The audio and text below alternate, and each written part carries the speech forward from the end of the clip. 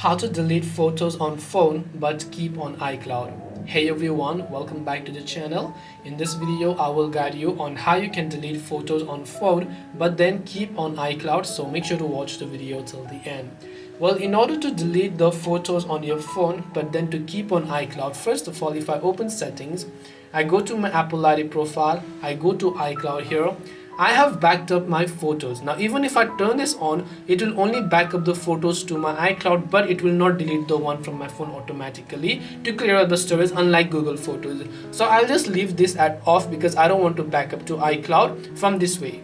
But instead what I will do is, if I want to move a certain photo to iCloud, let's say this one for example, so that I can delete it from my iPhone storage and free up some storage, I can select that particular photo, tap the little share icon over here, then just tap on the save to files option that you can find here, where by the way we have to select iCloud drive. So we don't want to select other storage, we want to save to iCloud drive because we want to back up to iCloud, keep on iCloud and then delete from our phone. So we will keep this photo in our iCloud drive, let's say in a download folder, and then tap the save option here. Now I am on the Photos app, from where now it is completely safe for me to delete this photo because this photo is now deleted from my iPhone. But if I open the Files app and then I simply go to iCloud drive over here, you should be able to see the photo inside the downloads folder. If I show you here, you can see those photos that I just backed up.